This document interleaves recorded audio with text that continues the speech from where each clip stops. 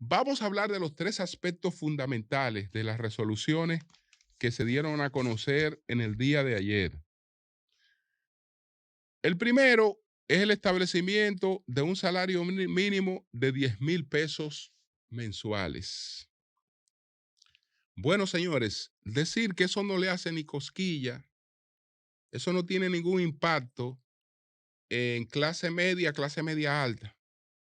Si estuviéramos hablando del polígono central donde nos encontramos, eso no tiene ningún impacto, porque no hay doméstica que no esté trabajando en este polígono central por un salario superior a ese que se anunció como mínimo en el día de ayer.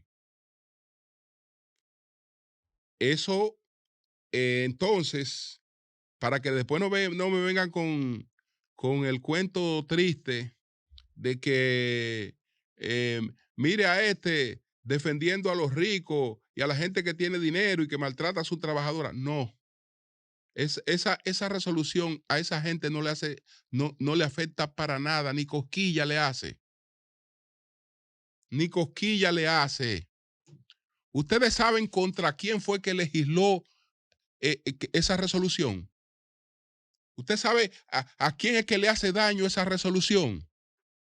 Esa resolución nada más le hace daño a los pobres, a la mujer pobre y a la familia pobre que tienen que salir a trabajar y tienen que buscar una persona que le ayude. Y ellos pactan pagarle a esa persona lo que puedan pagarle. Lo que puedan pagarle para que le ayude en los quehaceres domésticos. Pero probablemente muchas de esas mujeres que tienen que hacer eso, a buscar otra para que le ayude, donde van a trabajar no tienen las formalidades que se pretende que ellas establezcan en su casa. Es decir, esa medida, para que nadie me venga a mí con demagogia, hablándome tontería, de que no se quiere de que los ricos paguen. No. Eso es a los pobres. Eso nada más le hace daño a los pobres. El establecimiento de ese mínimo nada más le hace daño a los pobres, que son los que pudieran no estar pagando esa tarifa porque no pueden y se les va a obligar a pagar esa tarifa. Se les va a obligar a pagar una tarifa que no pueden. Es decir, eso no le hace daño a ninguna clase media alta ni a ricos, eso le hace daño para nada. De clase media baja sí hace daño.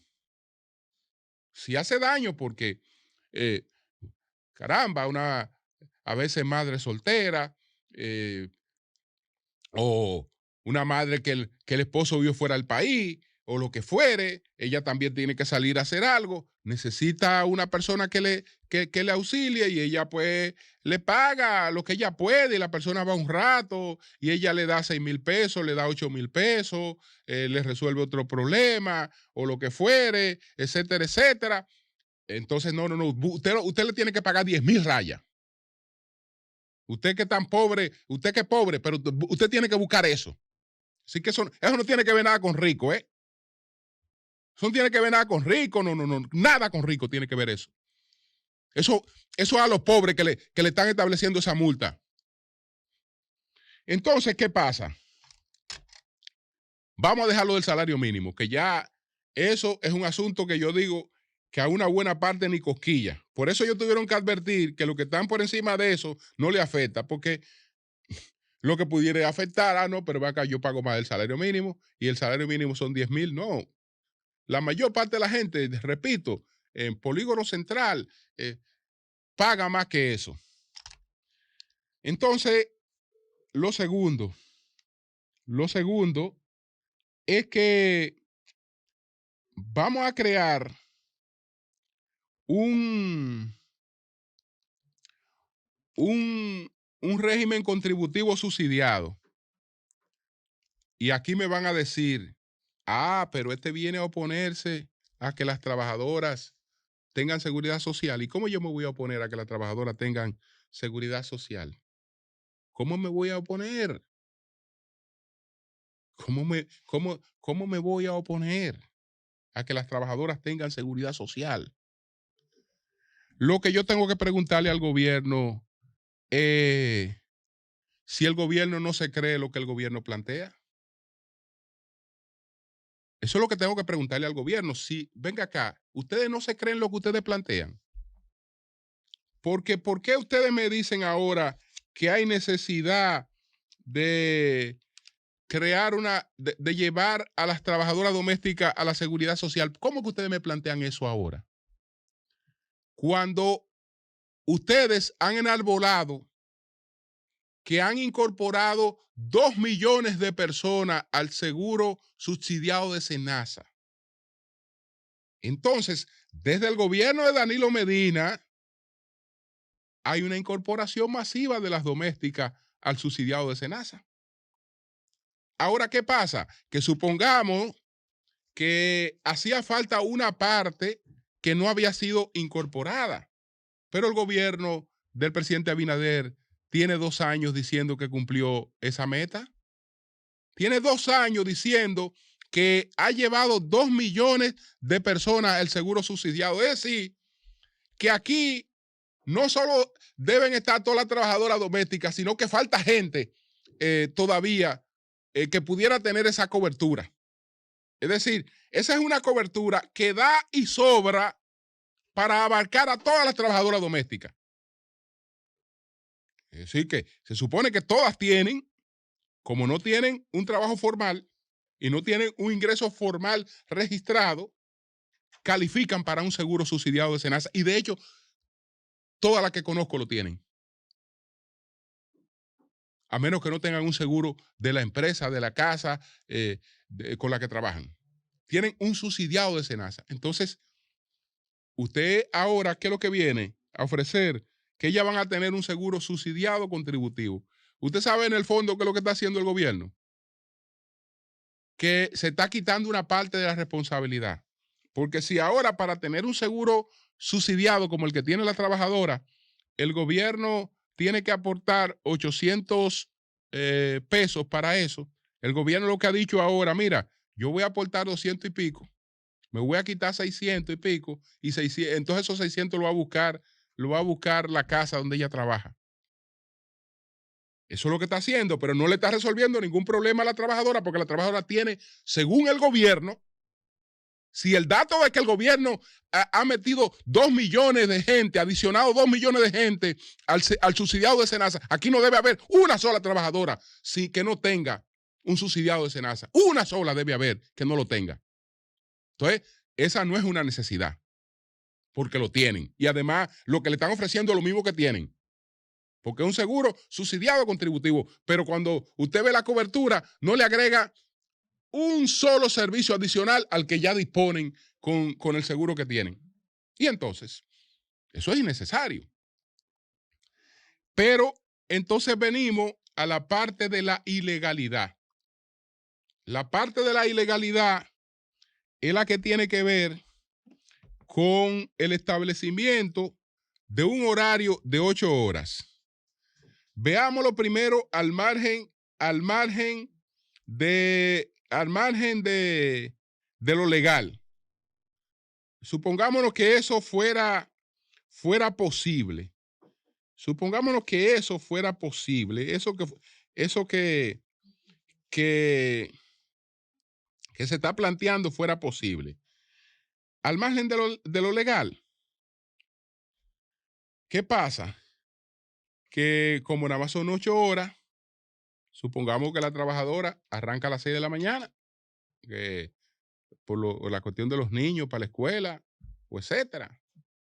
O la doña prepara a sus niños y la trabajadora arranca a las 7 de la mañana. Bueno, ya la trabajadora a las 5 de la tarde cumplió. Eso estamos hablando de los casos con dormida. Entonces ya, ¿qué le toca a partir de las 5 de la tarde? Hora extra. O dedicarse a ver novelas y a ver Netflix. Hora extra o dedicarse a ver novelas o Netflix. Señor, ¿y por qué tiene que un bendito gobierno irse a meter en eso? Dentro de una casa. Irse a meter al acuerdo entre 2 personas. Un acuerdo que ha funcionado sin que tenga nadie que irse a meter en eso. Entonces, Eso es una locura. Pero además de que es una locura, es ilegal. El gobierno no puede hacer eso. ¿Por qué no lo puede hacer? Porque el gobierno, con una resolución, que fue lo que anunció en el día de ayer, con una resolución no puede modificar el Código Laboral Dominicano. Es decir, no puede modificar una ley con una resolución. Y el código es claro. Artículo 260.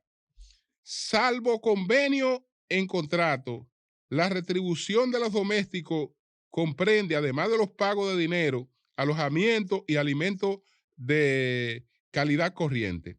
Los alimentos, estoy hablando del Código 260, del artículo 260 del Código Laboral. Los alimentos y habitación que se den al doméstico se estiman como equivalentes al 50% del salario que reciben en numerario. 261. El trabajo de los domésticos no se sujeta a ningún horario. Estoy hablando de que un artículo dice claro, una ley dice clara que el trabajo doméstico no está sujeta a ningún horario, dice la ley. Entonces, para que eso se pueda modificar, puede estar el presidente, puede estar el ministro, y ninguno de los dos pueden anunciar que ellos han modificado eso. Ellos no están en capacidad de modificar eso.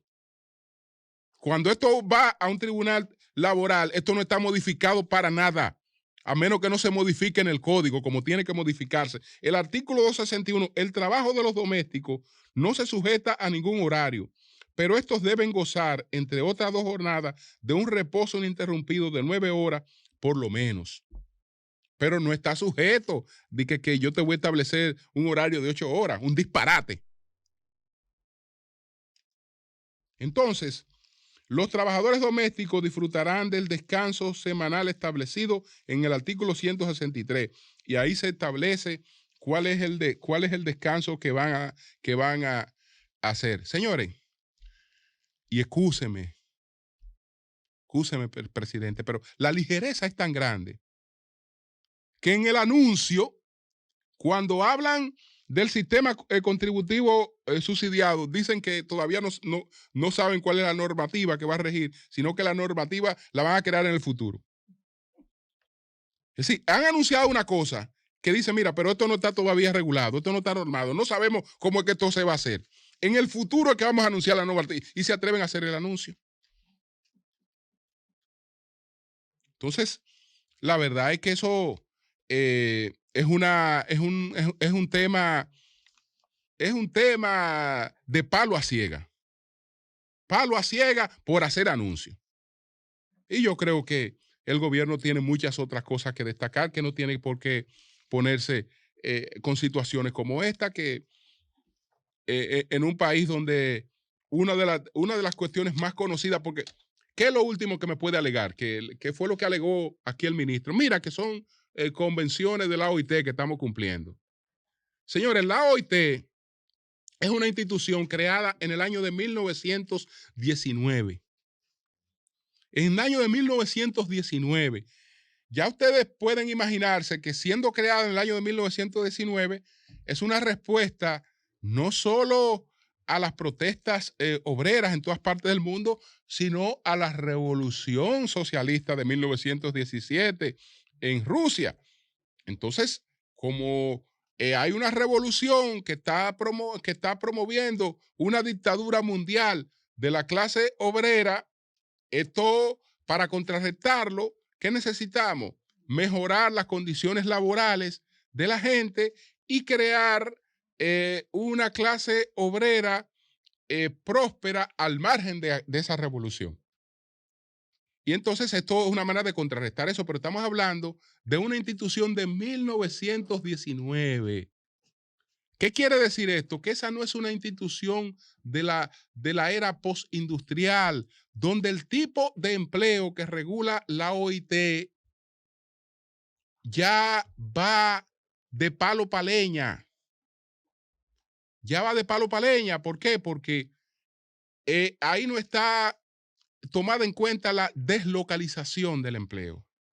No está tomada en cuenta, digamos, la inteligencia remota, ni la inteligencia artificial, los nuevos pactos, las nuevas formas de trabajar y de vincularse al trabajo que son totalmente distintas a la de una entidad, digamos, propia de la sociedad industrial.